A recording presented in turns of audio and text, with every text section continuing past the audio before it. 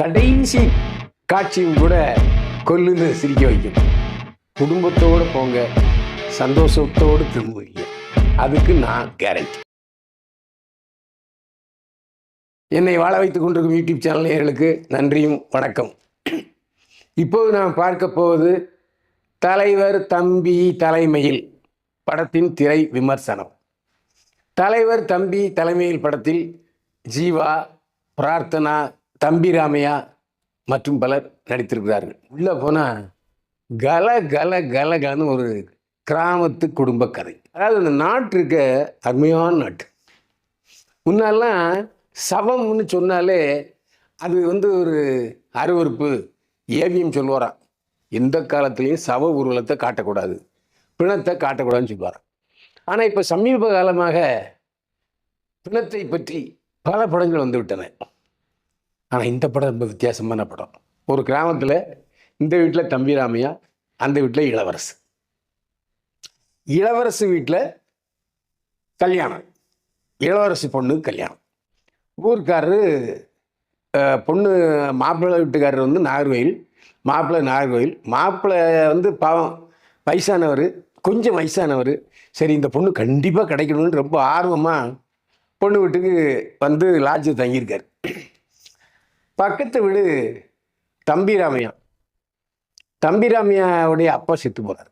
அதாவது இந்த வீட்டில் இளவு, இந்த வீட்டில் கல்யாணம். அந்த ஊரில் ஒரு பொண்ணு இருப்பா. அவள் ரொம்ப நல்லவ.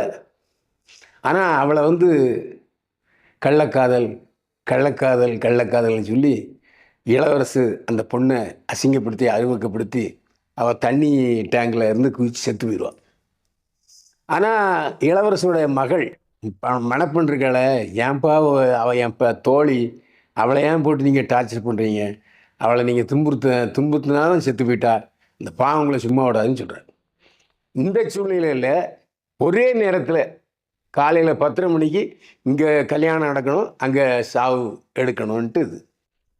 ஆனால் பக்கத்து வீட்டில் கல்யாணத்தை வச்சுக்கிட்டு எப்படி சாவு எடுப்பாங்க? யாராவது ஒருத்தர் விட்டு கொடுத்து போகணும் இல்லையா? இவரும் அருவாளை தூக்குறாரு, அவரும் அருவாளை தூக்குறாரு.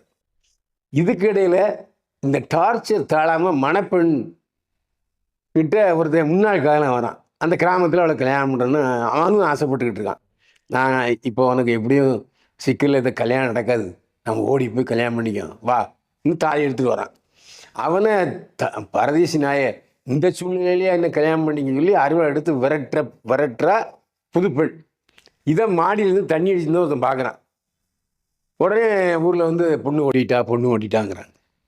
மறுபடியும் பயங்கர சண்டை. அந்த ஊரில் பஞ்சாயத்து உறுப்பினர் ஜீவா ரொம்ப நல்ல பையன். அந்த ஊருக்கு வராது. அந்த ஊரில் தண்ணி தொட்டி பழுதடைஞ்சிருக்கு, தண்ணி தொட்டியை திறந்து வைக்கணும், ரிப்பேர் பண்ணணும்னு வராது. ஒரு சமூக சேவகர்.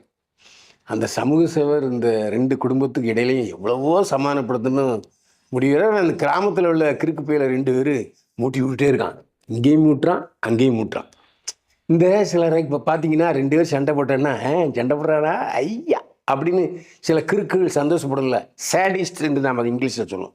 அந்த மாதிரி இந்த கிராமத்தில் 2 பேர் இருக்காங்க. படம் விறுவிறுப்பாகவும் பரபரப்பாகவும் போகுது. அதாவது காமெடின்னு ரெட்டையர்த்த வசனம், செட்டப் வசனம், கதைக்கு சம்பந்தம் இல்லாத காமெடிலாம் இல்லை. ரொம்ப இயல்பான காமெடி இருக்குது. கொல்லுன்னு சிரிக்க வைக்குது. ஒரு படம் எப்படி இருக்கணும்?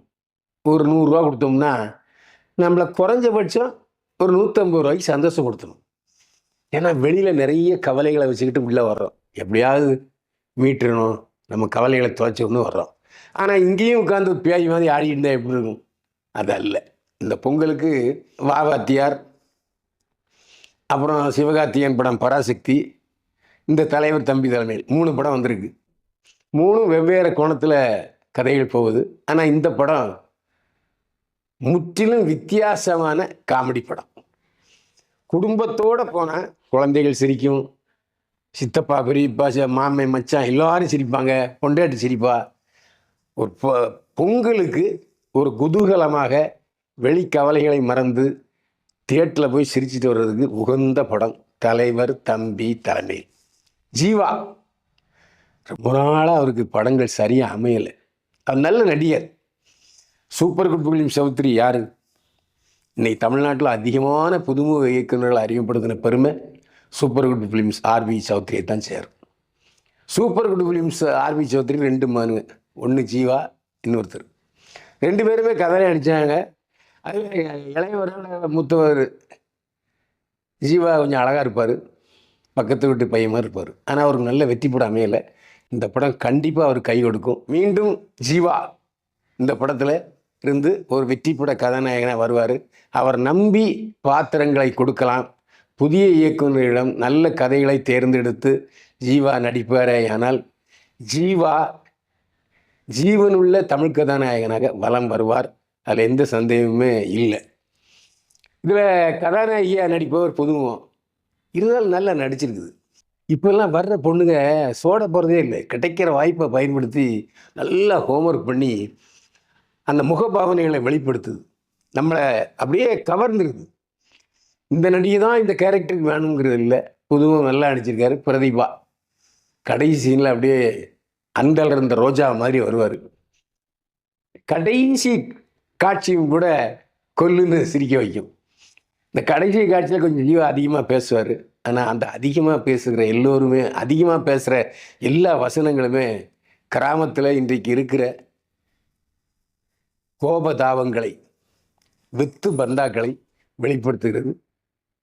அட்டகாசமாக இருக்குது படம். இந்த படத்தில் தம்பி ராமையா, எப்போவுமே தம்பி ராமையா 100 ரூபா சம்பளம் கொடுத்தா 500 ரூபாய்க்கு நடிப்பார். ஐயோ, காட்டுத்தனமாக கத்துறாரு, கயாமையாக நடிக்கிறாரு. அது ஒரு மிகைப்படுத்தப்பட்ட நடிப்பாக தெரிகிறது. தம்பி ராமையா நீங்கள் கும்கி படம் பார்த்தீங்கன்னா ரொம்ப ஒரு மெலோடியாக நடிச்சுப்பார். அந்த இதுலேருந்து விலகி இப்போல்லாம் ஒரு படத்தில் கதை நடித்தார். தெரியாமல கதை நடித்தவுடனே டான்ஸ் இதெல்லாம் ஆடினவுடனே இப்போ மிகைப்படுத்தப்பட்ட நடிப்பு தான் நடிப்புன்னு நினைக்கிறாரு. ஆனால் அவருக்கு எதிரியாக வருகிற இளவரசு பின்னி படம் எடுத்திருக்காரு. உண்மையிலே கிராமத்தில் உள்ளவனுக்கு எப்படி கோபம் வரும்? இயல்பான கோபம். இந்த பக்கம் ஓவர் ஆக்ஷன் தம்பி ராமையா, அந்த பக்கம் இயல்பான நடிப்பு இளவரசு. தம்பி ராமையாவும் இளவரசும் நமக்கு அறிமுகமான நடிகர்கள். ஆனால் இந்த படத்தை தம்பி ராமையாவை ஓரங்கட்டி விட்டு இளவரசு நடிப்பில் நிமிர்ந்து நிற்கிறார். அந்த நடிப்பு வித்தியாசமாக இருக்குது. அதுக்கப்புறம் அப்படியே அவர் ரியலைஸ் பண்ணுற கட்டம், நாம் தப்பு பண்ணிட்டோமோ அப்படின்னு ரியலைஸ் பண்ணுற கட்டம். அந்த பொண்ணு இந்த ஊரை விட்டு நான் போகிறேன்னு சொல்லி கடைசியாக அந்த வீட்டை திரும்பி பார்க்குறது, அப்பா கிட்ட சொல்லாமே போகிறது எல்லாம் ஒரு மிகச்சிறந்த ஒரு நல்ல இயக்குனர். இந்த படத்தினுடைய இயக்குனர் புதிய இயக்குனர்னு கேள்விப்பட்டேன். பிரமாதமான இயக்குனர். இது யாருமே மலையாளத்தில் வந்துருக்குன்னு சொன்னாங்க. ஆனால் மிக அருமையாக இருக்கிறது இந்த தமிழ் படம். தலைவர் தம்பி தலைமையில் தியேட்டரில் போய் கண்டிப்பாக பார்த்து சந்தோஷப்பட வேண்டிய படம் தலைவர் தம்பி தலைமையில். நான் ஏற்கனவே சொன்ன மாதிரி குடும்பத்தோடு போங்க, சந்தோஷத்தோடு திரும்புவீங்க. அதுக்கு நான் கேரண்டி.